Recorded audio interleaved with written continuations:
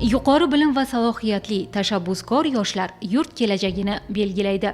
Shunga muvofiq zamonning o'zi oldimizga milliy umuminsoniy qadriyatlar ruhida tarbiya topgan, keng ko'lamli va murakkab vazifalarni hal etishga qodir bo'lgan kadrlarni tarbiyalash, yoshlarning jamiyatda munosib o'rin egallashi uchun yangi vazifalarni qo'ymoqda. Prezidentimiz tomonidan ushbu ustuvor maqsad va vazifalarni amalga oshirish uchun keng imkoniyatlar yaratib berilmoqda.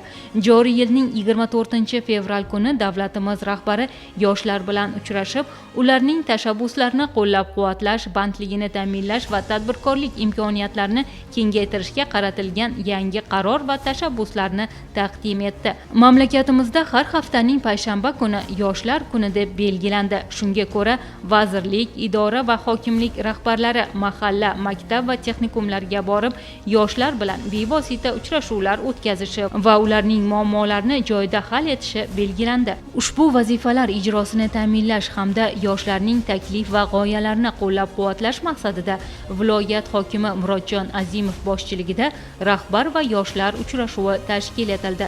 Dastlab viloyat rahbari Qarshi davlat universitetida tashkil etilgan xorijiy tillarga o'qitish to'garaklari faoliyati, xususan nemis tilini o'rgatish bo'yicha dars jarayonlari bilan tanishdi. Mazkur to'garaklarda til o'rganayotgan talaba yoshlar va o'qituvchilar bilan muloqot qildi. O'tkazilgan uchrashuvda dastlab prezidentimizning yoshlar bilan uchrashuvda ko'tarilgan masalalar, ilgari surilgan tashabbuslar, yaratib berilgan keng imkoniyatlar haqida so'z yuritildi. Shuningdek, yoshlar o'z g'oya va takliflari bilan faol ishtirok etib, loyihalari taqdimotini ham o'tkazdilar.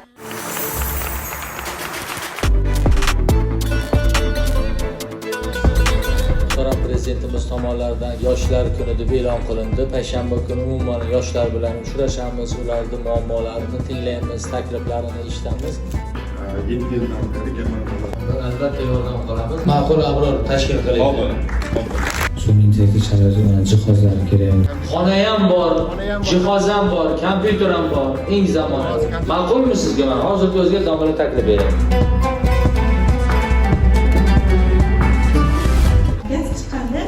Telefonda va SMS xabarnoma keladi va zo'r g'oyalar. Rahmat qizim. 100 million so'm o'zimiz yoshlar venturesdan ajratamiz. Kadastr tomonidan ham hozir muammomiz bor. Rahmat, qo'llab-quvvatlaymiz, masala yo'q. Hozirda o'ziga telefon qilib aytinglar kadastrga.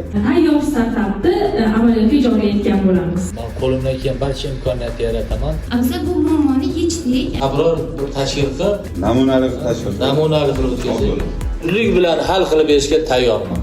Buning uchun mablag' ham bor, imkoniyat ham bor.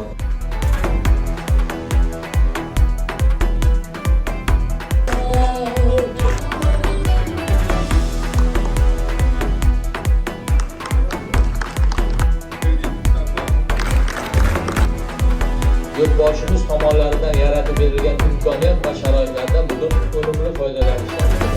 Hammalaringizga katta rahmat, sog' salomat bo'linglar. Rahmat hammalaringizga.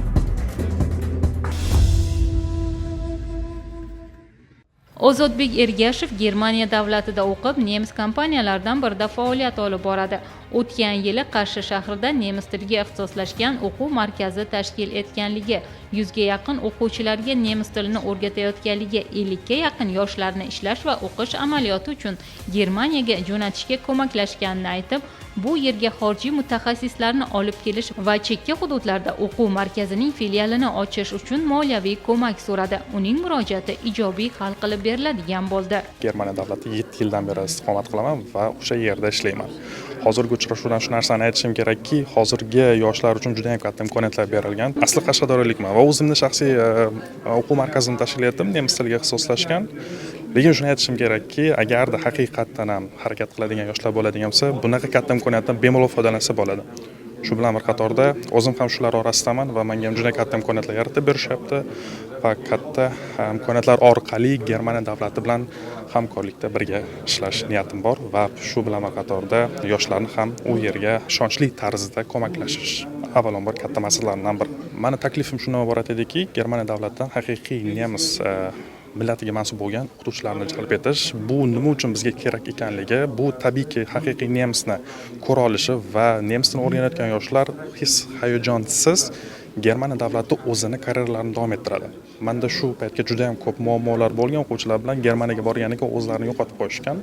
Bu tabiiyki juda ham yomon holat, lekin nemis vakilini O'zbekistonda turib ko'rib va ular bilan haqiqiy atmosferani hosil qilgandan so'ng Germaniyada o'zlarini ishlarini juda ham muvaffaqiyatli boshlab olishadi. Va bu borada kelajakda o'sha yoshlarimiz Germaniyada tahsil olib, o'z karyeralarini o'sha yerda rivojlantirib, tabiiyki menga o'xshab o'z vatanida tatbiq eta olishlari mumkin. Germaniya hozirgi kunda juda ham rivojlangan davlatlardan biri, tabiiyki iqtisodiyot ham u yerni ko'rib izlangan o'zbek yoshlari tabiiyki bu yerda juda katta ishlar qila olishi mumkin. Qarshi shahrilik Mashhura Mustafoyeva hunarmandlar va badiiy ijodkorlar uchun raqamli platforma yaratganini aytib, marketing bo'yicha moliyaviy ko'mak so'radi. Unga 100 million so'm mablag' ajratib beriladigan bo'ldi. Mirishkorlik Zabarjat Qahhorova xorijiy tillarni mukammal biladigan yoshlar orasida poliglot yoshlar guruhini tashkil etish tashabbusini ilgari surdi. Uning bu tashabbusi ham qo'llab-quvvatlandi. Bugungi kunda mamlakatimizda yoshlarga yaratib berilayotgan imkoniyatlar, shart-sharoitlar davlatimiz rahbari tomonidan mamlakatimizda yoshlarga oid davlat siyosatini oliy siyosat darajasiga chiqqanligidan dalolat beradi. Muhtaram prezidentimiz har yilni boshida yoshlar bilan uchrashadilar, ularning muammolarini, takliflarini o'rganib, o'zlarini 100 ga yaqin tashabbuslari bilan yoshlarga yuzlanadilar. Bu yil ham xuddi shunaqa bo'ldi.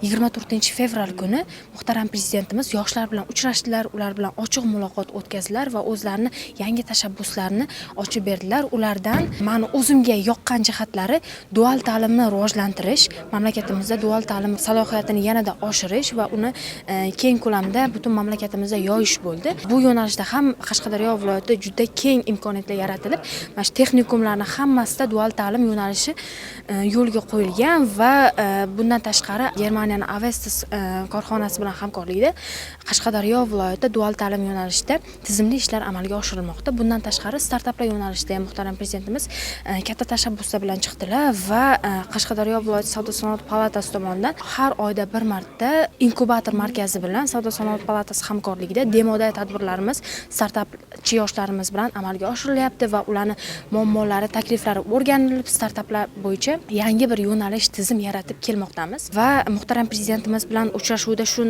narsani ta'kidladilarki, endi yoshlarning takliflari, muammolari birinchi o'ringa chiqadi va har haftani payshanba kuni yoshlar kuni deb e'lon qilinadi va qaysi yo'nalishdan qat'iy nazar har bitta rahbar yoshlar bilan ochiq muloqot qiladi va ularning muammolarini, takliflarini o'rganib, o'zini tashabbuslarini kiritadi va mana shu topshiriqlarini birinchilardan bo'lib amalga oshirish maqsadida bugun viloyatimiz hokimi Murodjon Berdaliyevich yoshlar bilan keng masshtabda 400 dan ortiq yoshlar bilan uchrashdilar va ularning muammolarini o'rgandilar, takliflarini eshitdilar, ochiq muloqot tarzida bo'ldi.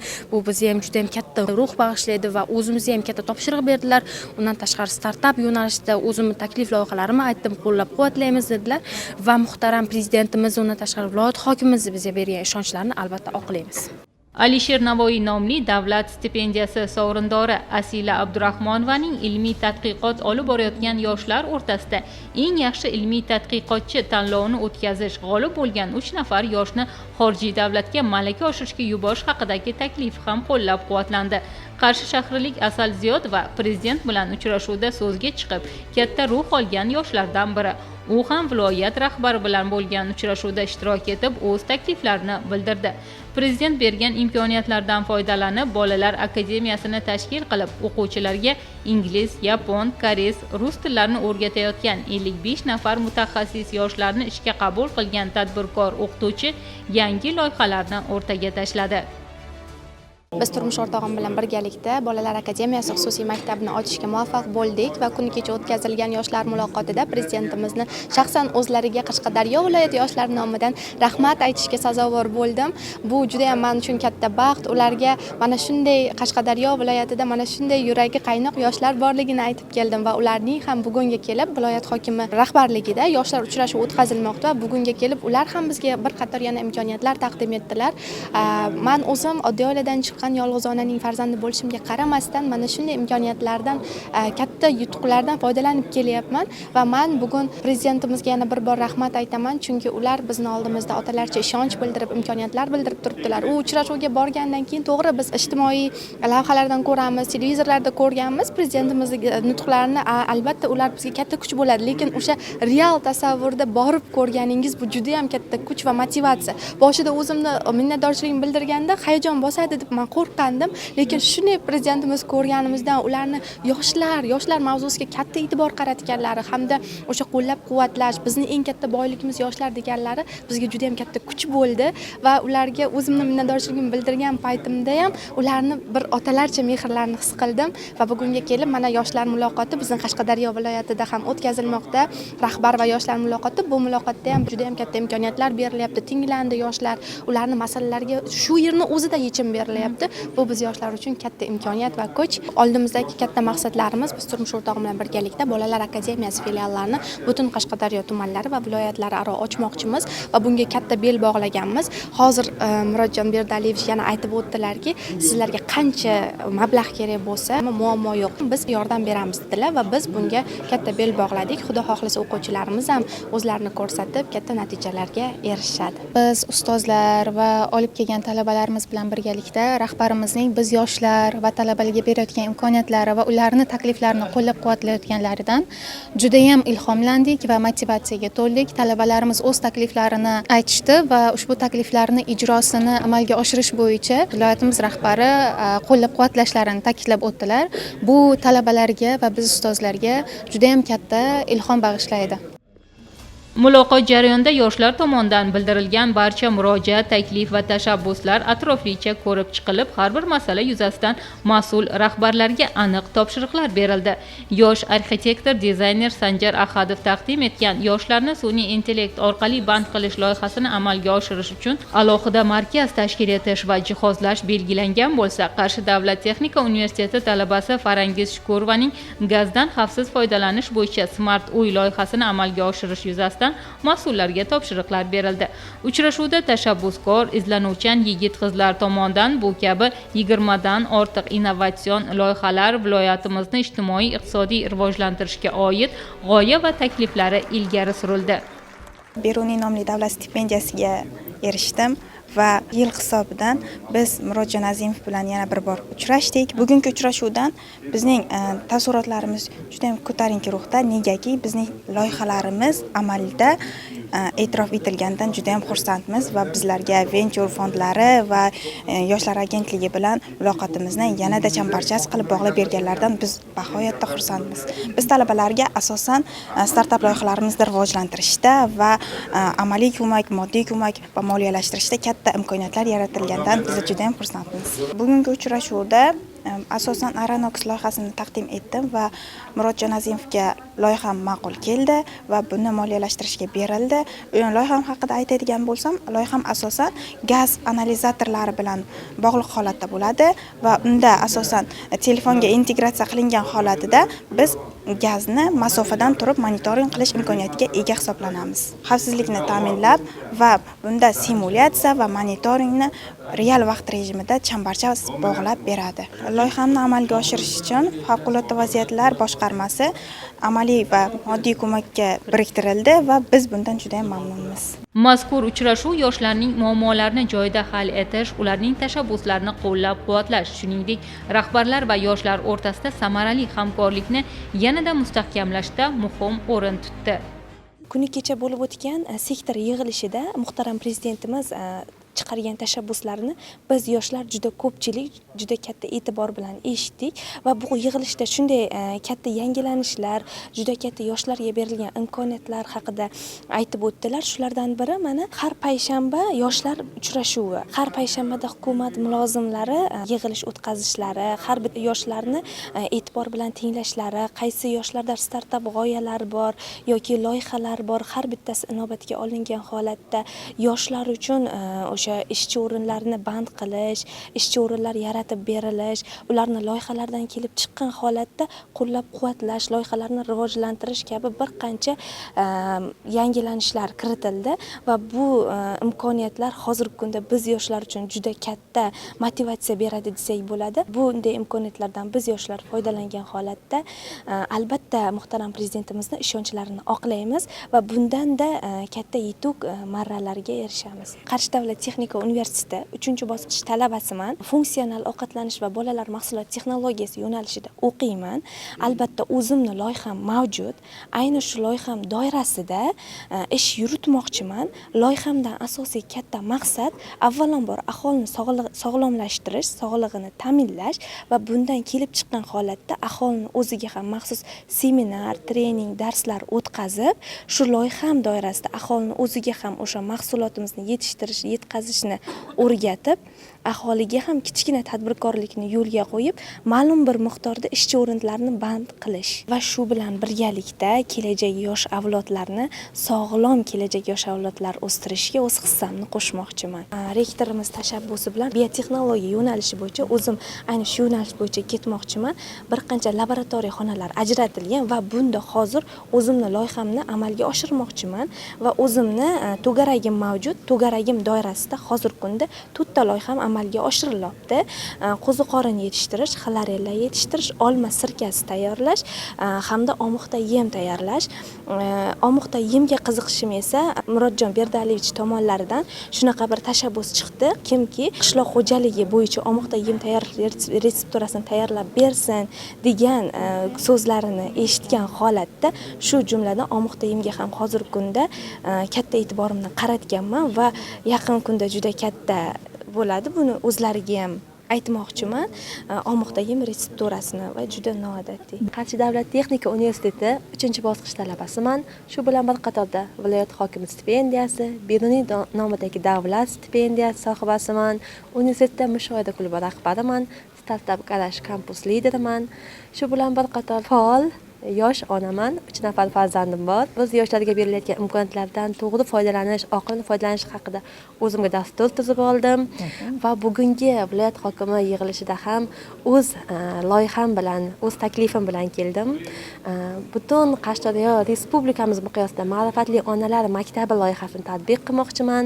Nafaqat o'zim, balki o'zim tengi yosh onalarni ham jamiyatda faol bo'lishga chaqirmoqchiman. Bunda albatta yordam bermoqchiman. Bizga nima kerak? Tizimli ishlash kerak. Yoshlarni tarbiyasi avvalo onasidan boshlanadi. Bizni allomalarimiz, buyuk mutafakkirlarimizni ona tarbiyalagan. Ularga ilm, ma'rifat ona allasi bilan birgalikda yetib borgan. Biz onalarni tarbiyalashimiz kerak. Shundagina ma'rifatli, ma'naviyatli onalar buyuk allomalarni yetishib chiqaradi. Masalan, mendan nega aynan shu loyihani so'radingiz deb so'rashingiz mumkin. Bunda maqsad men shu yo'lni bosib o'tdim. Men talaba bo'lish bilan bir qatorda oilaliman, 3 nafar farzandim bor.